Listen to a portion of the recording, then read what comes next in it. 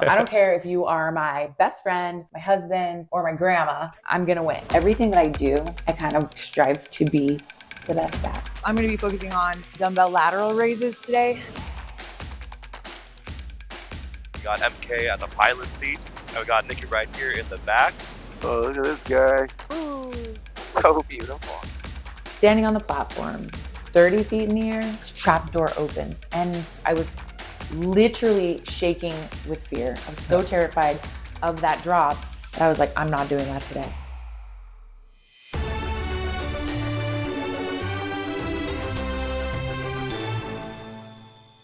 Hey y'all, welcome to another episode of Behind the Beast, where we get to know the contestants on Beast Game Season 2, Strong vs. Smart. I'm Nicky Bruce, player 184, and I recently became an IFBB pro bodybuilder. Oh, nice. Oh, what does it take to become a pro versus like a hobby, I guess? Well, it's the level of competition. So you have to compete at a national level and place first, second, sometimes third in your class to get your pro card. Well, congrats for that. Yeah. Thank you. Can you walk us through the before version of Nicky before you decided to competitive bodybuild and before you opened up your gym? Nicky before bodybuilding, Nicky before owning a gym. I've always had like a very competitive nature. Sure, so whether it's a board game or a foot race or whatever, checkers. Yeah. I don't care if you are my best friend, my husband, or my grandma. Nice. Like I'm gonna win, right? So that's always the goal. So always had that competitive spirit, but I was never really into sports. My husband, he was a professional athlete, and he really obviously he was in the gym all the time, working out all the time, and I kind of stayed away from the gym. Yeah. Because growing up, I was like very skinny and I hated it and I was teased for it. And my idea was that if you went to the gym, you got skinny, right? That's why people go to the gym to get skinny. And I didn't want anything to do with that. So I stayed as far away from the gym as possible. But my husband tricked me one day. He's a very frugal person. He doesn't like to spend money on a lot of things, but he takes me to a guitar store and he lets me pick out any guitar, any guitar that you want. Sure. And I'm like, I don't know what the catch is, but I'm taking full advantage of it. So I got this amazing guitar. And then on the way home in the car, he's like, oh, you want to go to the gym with me? And I was like, there's the trap. Dang it. It was a trap. But I went, I fell in love. I loved, that competitive feeling again. Sure, being in the gym, doing something that was like, it was a CrossFit gym. And so those workouts are very intense and you're kind of competing for time or seeing who can get, more reps or whatever. So I felt that, competitive spirit, return. And I ended up falling in love with it. And then fast forward, I get an opportunity to coach there and I'm seeing the impact that I'm making on other people. And so we just kind of decided to do that on a bigger level. Love that. And we opened our own gym. We officially opened our first space in 2017, and then we were able to open this amazing dream space in 2020, right after the pandemic. So it was pretty cool. Awesome. And so now that gym is still running in Washington? Running and thriving in Washington. That's Am awesome. I allowed to call the name of my gym? Sure, yes, yeah. It's called the Buffalo Gym. Nice. Our community is literally the most incredible people. The space is great. We have 40 yards of turf. We have every piece of equipment you can think of. And if you can't get fit there, you can't get fit anywhere. So there we go. Yeah.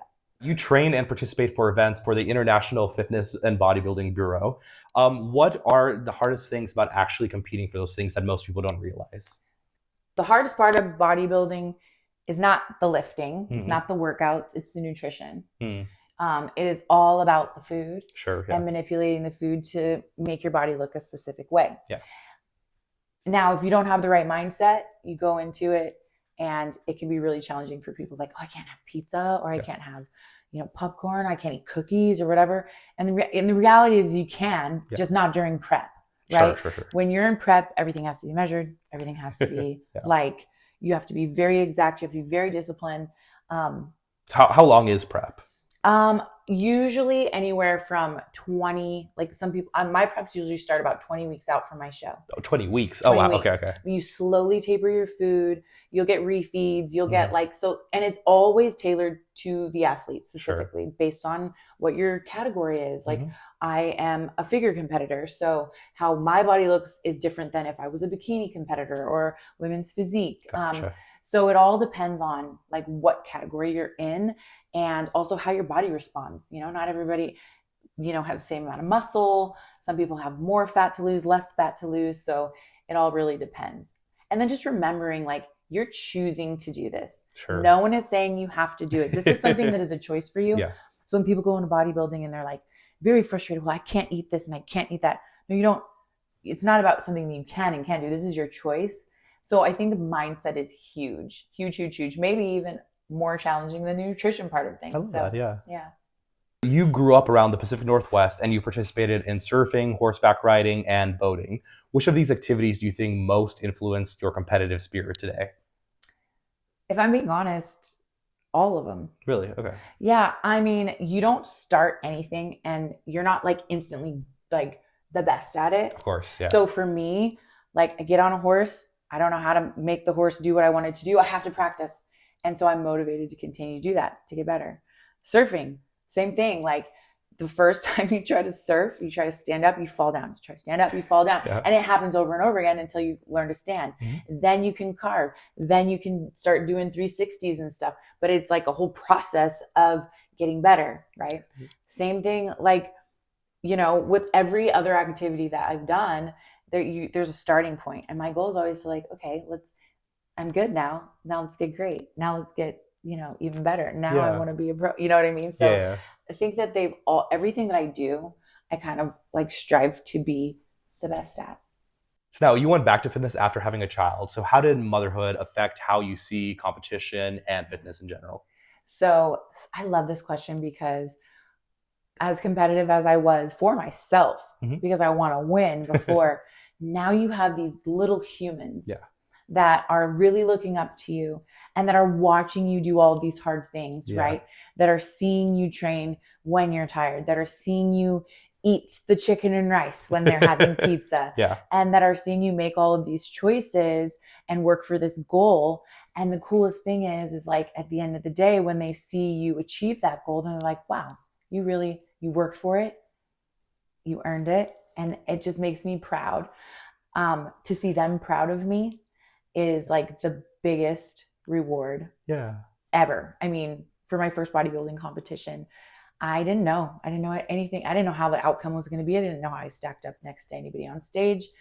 My daughter ran up to me when I came off backstage and she's bawling her eyes out. Oh, that's so sweet. She was like 11 or 12 at the time. Yeah. So just a very young, impressionable young lady. And she's like, Mommy, I'm so proud of you. You worked so hard. Oh. So the fact that she can say like, you worked so hard, like that is like means the world to me. And that's now my driving force versus like, of course I want to win. That's always the goal. Sure. But now I get to make my kids proud too. And then you could instill like that hardworking value towards them as well. Yes, absolutely. So now, as we mentioned earlier, you run the Buffalo Gym in Maple Valley, Washington. So what's the hardest part about switching between a competitor and a coach? Okay, I would say the hardest part about switching between a competitor and a coach is that not everybody is there for the same reason, right? Mm-hmm. I go into the gym and I'm like, why aren't you lifting heavier? Like you should lift heavier for myself. Like I'm trying to get stronger. I'm trying to get bigger muscles. I have this goal. Some people are there because this is their way to decompress for their day. Sure. Some people are there because they have health related issues that they need to improve. Mm-hmm. Some people are there because they want an hour to themselves where they have to worry about nothing but just them, you know? So everybody's there for different reasons. So I think for me and where my passion for fitness, it was challenging at first to see people come in and like, you're not even doing your set. You're just standing there and you're talking. But also to see the value that just movement and community is bringing to them. That is like it for me. I love that. And when you're like competing, obviously like everyone there is in the competition mind space, like yourself. So the gym, you kind of do have to separate those two worlds. And you're like grunting and sweating and like pushing your hardest to the last. Don't talk to me. Don't steal my reps. And so just, it's different. It's totally different. But also I have realized being in a space with, you know, my gym with all these incredible people, it's something that I need sometimes too. Sure. Yeah. However, I still like put my AirPods in and go hard. So now I think we have to ask, as a coach yourself, do you ever not follow advice that you give to your clients? Oh, goodness sakes. Yeah. I mean, okay. And this is what it is. Sure. I believe coaches should have coaches for this reason. Mhm. Okay. I'm a bodybuilder. Mhm. I do programming for people. I do nutrition plans for people. And I'm fine looking at them and saying, you need this. This is what you need to do, whatever. When you're in this space, you're so critical of yourself. Although it doesn't always matter what the scale says. Yeah. In my mind, especially during prep, I stand on the scale and I'm like, oh my gosh, my weight's the same as it was yesterday and the day before. And I'm eating less and I'm doing more cardio. And like, why is it not changing? And this is something that I get from my clients all the time. Yeah. And I'm like, calm down, lady. Like we're on track. Like just trust the process. Yeah. And then when I'm in prep, I find myself doing the same thing. I'm like, oh my gosh, the scale's not changing. Da, da, da, da. So It's hard whenever you don't see progress, Yeah. but the reality is, the body is weird and it shifts in weight gain or loss, muscle gain, loss in different ways. it's like having a partner there that is like seeing, it's a different set of eyes. Sure. Right? We are all so critical of ourselves, 100%. especially in a sport where you're literally standing on a stage for people to judge you. Mhm. I'm like, they're going to see this, or I'm not big enough here or whatever. And so, I find that I oftentimes have to back up and go, what would I tell my clients? What would I Sure. tell my members? How would I expect them to, or how would they expect me to react if they were giving me this information? So that is the one thing that I have struggled with during prep specifically. So Today, I'm going to be focusing on shoulders. As a figure competitor, they're really looking for that X frame. So you want to be a little bit bigger up top, a little tiny waist, and then a little bigger down below. For me as a figure competitor, really focusing on the shoulder cap. So today, it's going to be shoulders.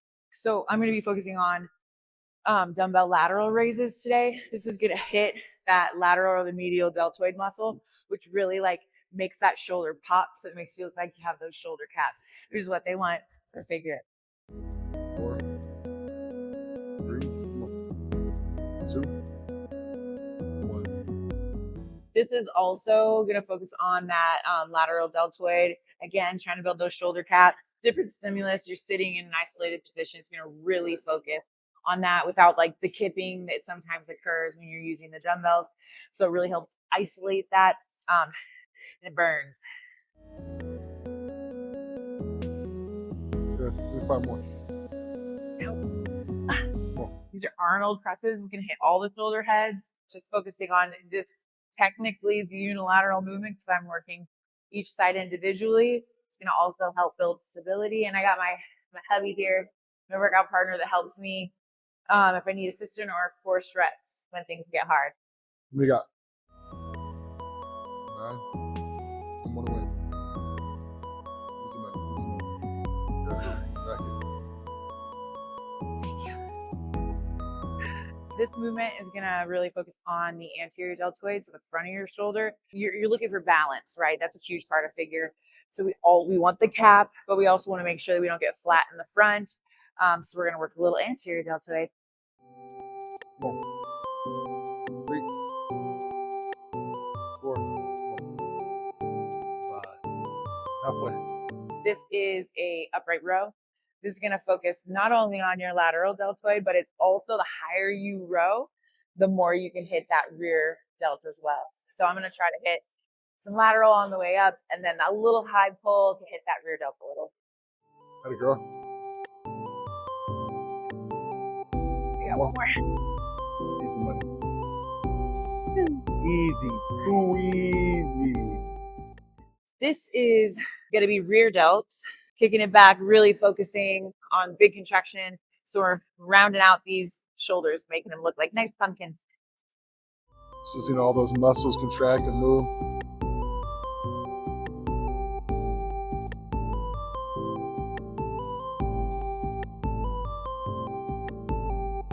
Thank you so much for joining me for a workout.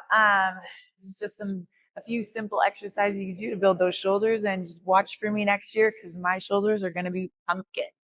You recently became a bodybuilding pro at the Amateur Olympia. So can you walk us through the day and the life of what happened during that Oh my time? gosh. I want to relive that day forever. No, so that's actually the third time competing at Amateur Olympia. You usually, like, first thing in the morning, you wake up, you check in with your coach. What does your body look like? What do we need to do to make your muscles look the best? You show up the day before and you usually get a tan. I don't know if you are. I've seen, They are dark very, tans, yeah, very dark. So that's so you can see like the definition of everything. Yeah. Yep, and it's professional. You go in, you're butt naked, you're tanning in a booth, and then you stand in front of fans for like an eternity while you dry, and with 200 other women. Yeah, it's my least favorite part of the show. And then the next morning you wake up, there's hair and makeup, like 3 a.m. Coach tells you eat 100 grams of rice and 4 ounces of chicken, and so you eat, drink 16 ounces of water, and so you drink water, check back in an hour, and then you go get your hair done, get your makeup done, get your second coat of tan, put your sparkly bikini on, and then you wait. So you go backstage, and the women's divisions usually go first in a show. And so I think it's like women's bodybuilding, women's physique, women's fitness, and then figure. So I usually go like 9 or 10 a.m. You go on stage, you do your little personal presentation, and that's called prejudging. Sure. After prejudging, some shows have their like reward show at night. This show had the show like an hour intermission after everybody had finished prejudging. So it was very late into the night. Well, this one was very early. Okay. Usually it'll go prejudging, a whole long hours between the finals. Gotcha. And that's where everybody gets their awards and you figure out who won. Yeah. But this show, they do prejudging and then they just take 1 hour and then they go right into finals, which is amazing because then you get to, celebrate with your family, maybe go out and get that little burger that you've been hoping for. So this year we went out, did prejudging, and then there was 1 hour intermission, and then we immediately went into finals. So I have to tell you, I've competed with a few of the same girls for the last several years, and we're always up there on stage together. And last year we showed up and everybody was wearing red. And this year I'm like, I'm not wearing red again, even though that's my signature color. I'm going to wear green. So I show up and my whole class is wearing green. I love that. It was crazy. So, but going into finals, I have my whole entire family there. It's weird because you step on stage, you think I'm going to be nervous. You're wearing these tall heels. As soon as the lights hit me, you hear the music, like you hear your people in a crowd screaming your name. It's just like, I was meant to do this. Like, just enjoy the process and have fun. And went out, smiled, shined. And then I could not, in my mind, I said, whatever happens, happens. Like, Sure. I'm so proud of myself. I'm so proud of how far I've come. I'm so proud of the changes that I've made in my body. Whatever happens, happens. And then we just get back to work to get better. So we go out and they're calling out numbers and they're like, and number 47 and number 39 and da-da-da-da. And then I'm like, wait, that just leaves me. And then they call my number and I was like, oh my gosh, I won. Like, and overall is pretty special because this means that the judges think that out of all of the women in your division in that entire show, you are number one. So that was very special. That's awesome. Well, congratulations again. That's such an awesome feat. Now, when we were talking earlier, you also told me that there's a certain fear that you have that realized whenever you approach the trapdoor challenge on Beast Games. Can you walk me through that day? Oh my gosh. So standing on the platform, 30 feet in the air. They still haven't told us. So we're going to find out hopefully on the show. Very, very high. All I know is I'm standing and it keeps going up and up and up and up. And then I step up on this little lip of this platform and this trap door opens. And I can't even, you're like standing the edge of something and you feel like wobbly. Like, I just felt like I wasn't stable. And I'm like, what in the heck are we doing? I almost threw up. I literally saw like the walls caving in. I'm terrified of heights. Like, how am I terrified of heights? And this is like game one and I'm not going home. I'm not going to lose because I'm afraid of heights. I said, lock in and just do what you got to do. So, did it terrify you whenever the trapdoors also like opened up afterwards? The initial open was like what got me. Yeah. And then standing there and looking and pep talking myself, like, suck it up. You are here to win. You're here to compete. There's that competitive spirit again. Sure. Like, you're not going home. Get it done. And so I kind of was able to just like I don't know what happened. I blacked out, honestly. Mhm. I blacked out. I don't remember crawling down the pole. I don't remember crawling back up the pole. All I know is the first thing I can sort of start remembering is like stack the blocks, make sure that they're in the order, recheck it, and then hit the button. And I was like, okay, I'm done. And then I looked around and I was like, oh my gosh. And then I popped my head down in the hole and I was like, oh my gosh, there's people like falling all over, Yeah. my friends, or hanging on for dear life.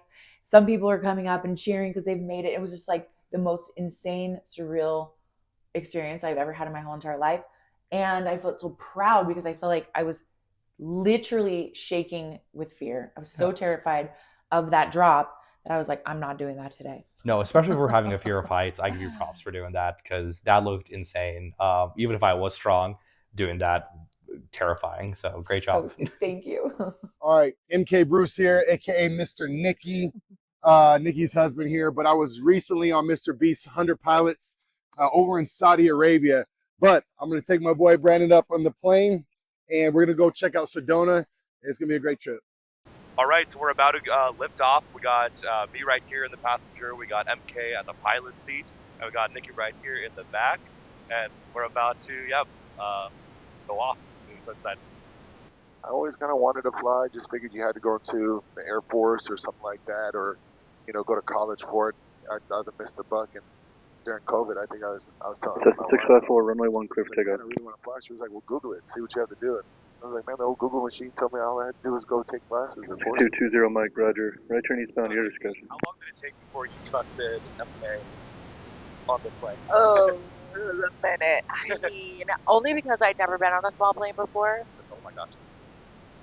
And so the idea of being on a small plane was a little bit scary for me, but as soon as I went up, I saw what an incredible pilot he is. And I could see his processes, and I was like, oh, okay, yeah, definitely I can trust him. So, and now I just love to come on this flight and take a little nap in the back. That initial man spread because of all the rudder controls I have to do. Put this on. So you have that on. We can just kind of clip that to the side, just keep it to the side. But yeah, as soon as I'm like going up and as soon as I'm like taking off and landing, we'll do this, and then after that, you can just flip your whatever. So when we go up and as soon as takeoff and landing, just try and be a little bit quiet, just because we have to keep the cockpit a little sterile so I can hear what the tower's saying.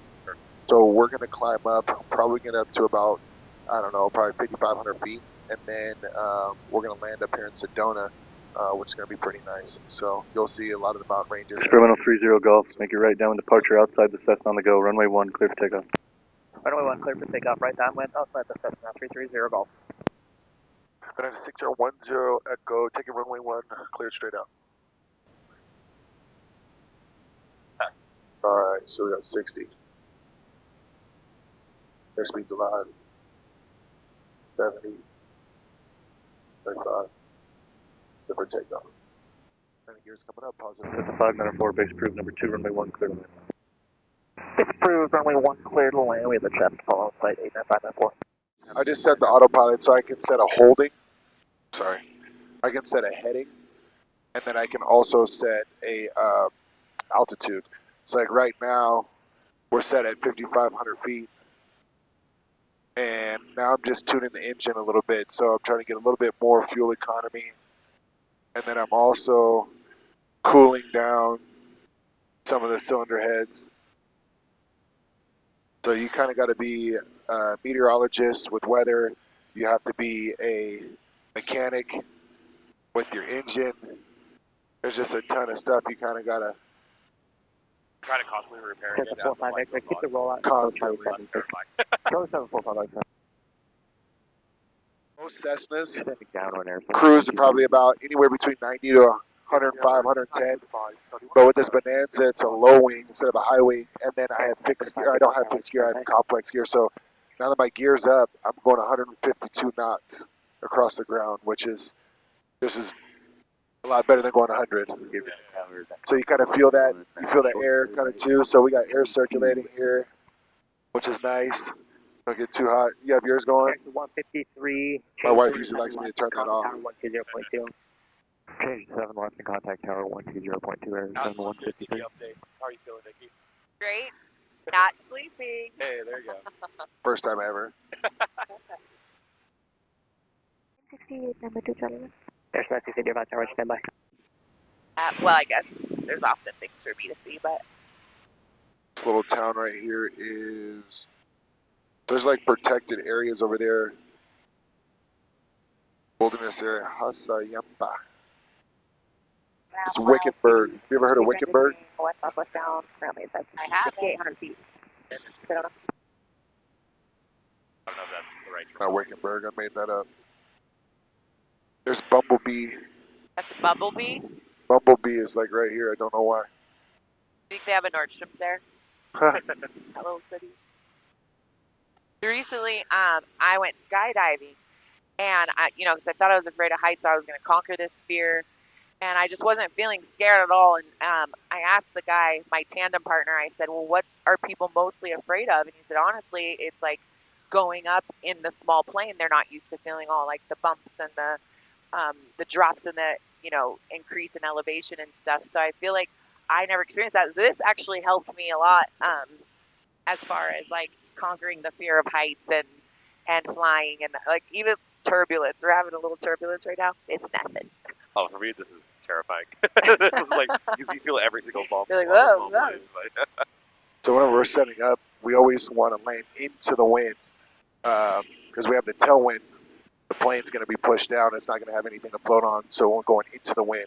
That's where the plane has that ground effect and can get its best lift from the ground. So we're going to set ourselves up on the right runway. We're going to be going runway 21. Oh, ow. Ah! All right. So tighten up your seatbelt. We're going to slow this thing down. Cool. Slow this thing down a little bit. Oh, that's bumpy. Yeah. I love that. Okay, I got it. Okay, so MK's letting me fly the plane. Push it down a little bit. Push it down a little bit. Down? Push. Forward. Forward? Oh, okay. Oh! Oh, shit. Okay. Do that again. Okay, but No! slower. Push it Slower. forward. Push it forward. Okay, now I'm going down. Now I'm going down. Okay. Oh, that's sick. Okay, that's cool. That's cool. Okay, I didn't realize how aggressive it was going to be. By No, how, that was pretty aggressive. by how I We little. want to love go it. that way. Okay, can you take over now? Thank you. That was terrifying. awesome. That was so awesome. cool. That was a butt pucker for sure. You guys, look how beautiful this is. That Oh is my gosh. Wild, yeah. So beautiful. Wow.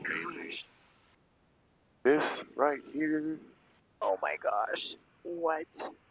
Oh, how often do you make this type of flight to like? I've never flown here before. Oh, this is It's the the first time.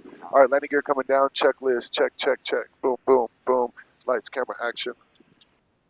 Boom, boom, boom.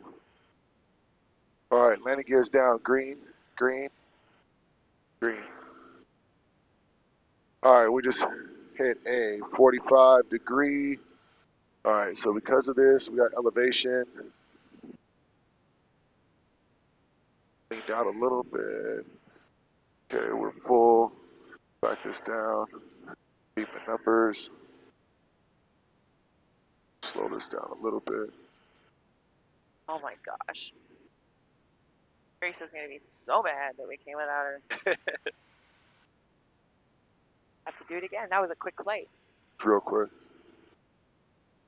That's so cool. That's so And rad. traffic series 99 hotel office left downwind runway 21 via full stop. tiny runway.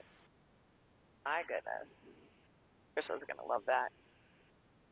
Coming in faster than normal, just because I don't want this thing to stall at this altitude. And on traffic series 99 hotel office turning left base runway 21 don't on traffic. Then you have to stop before the end. I don't love that. That's crazy. Of what? The end of the runway's right there. You sitting? Are you serious, man? Is it so far away? So far away, like literally, we have to taxi for like 5 minutes. I got sweaty palms. Scenery is insane. Sedona traffic man has a 6010 Echo Clear to runway 21. So that right there is the reason why we kept swaying back and forth. So that's like worst case scenario when you're flying is to have a crosswind across the runway, right? Yeah. Because when you're trying to land straight, it's pushing you off of the runway. Yeah. So you want to have one coming straight at you. Good job, pilot guy. Yeah. Really good.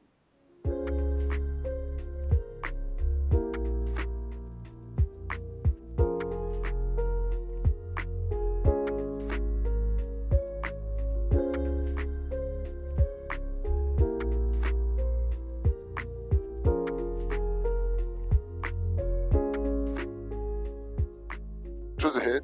Yeah, this was so awesome. Thank you for coming with us, Brandon. Thank you for having me. That was This fun. was so fun. Yeah.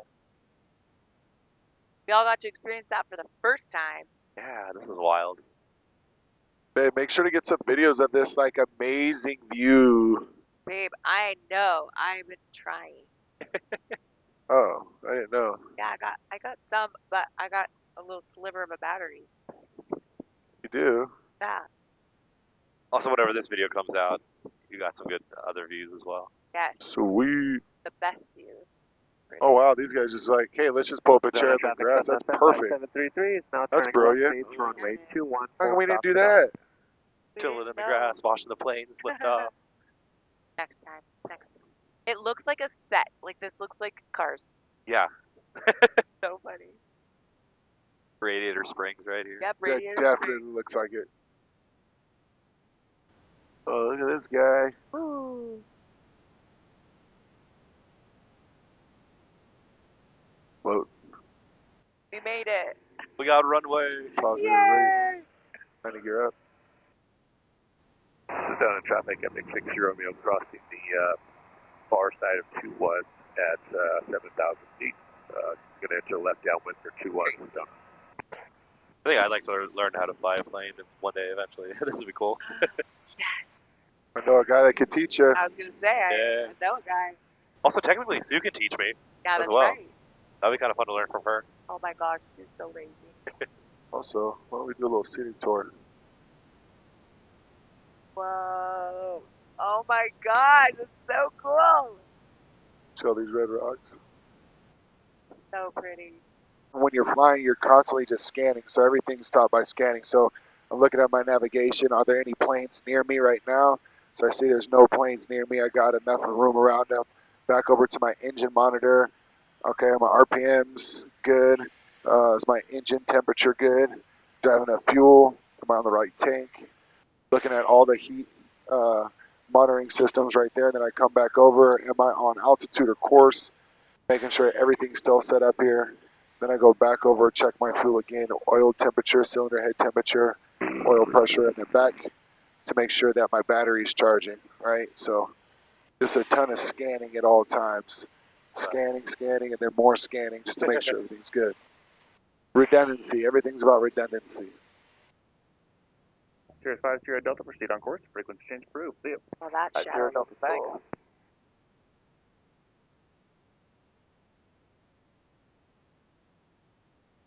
That was fun. This was so fun. Yeah, thank you again, MK, for Let's go. letting us through the end, and thank you, Nikki, for suggesting this. This was super fun. Oh, the camera's shaking, but The fun things we do, right? Yes. All right, and to finish things off, we're going to do some rapid fire questions. You ready? Ready? Let's do it. What is your favorite cheat meal? Ooh, my favorite cheat meal is a big, fat, juicy gourmet burger. Preferably like a steak burger or bison Nice. burger Nice. with Okay. arugula. Ooh, okay. That Yes, sounds like fancy. some fancy cheese. I don't know whether that's good Yeah. or whatever. And garlic aioli. Ooh, okay. yeah. Yes. It has to have onions on it, and then it has to have like a beautiful brioche bun. Oh, that sounds delicious. I'm hungry now, Now but I'm hungry, yes. what is a habit that you love that sounds weird to everyone else? Okay, this is weird. When I'm on prep, Oh. I can't eat sweets. I love food and I love sweets. Yeah. And so I'll make my husband buy something that I want, Mhm. and I smell it, and then I watch him eat it, and I ask him what it tastes like. Oh, that's kind of sad, but I mean, I guess it works. So it's actually so Yeah. insanely satisfying. Really? Okay. And he'll be like, well, on a scale from 1, he'll be like, it's a 7, or whatever.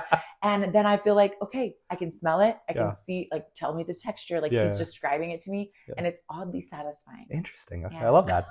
What is a favorite person to train with outside of your family, and why? Oh my gosh. So my favorite person has got to be Seth. Seth was my very first bodybuilding coach. Nice. He has the ability to push you to a point of tears, like literally wobbling. Okay, his gym has like a slight slope when you walk out the door, and it needs a handicap railing, because I'm going to tell you what, I've almost like bit the dust 4 times Dang. or more Yeah. walking out of the gym after training with I love him. that. He's But you got to love incredible. someone who pushes you. That's always the goal. Yes.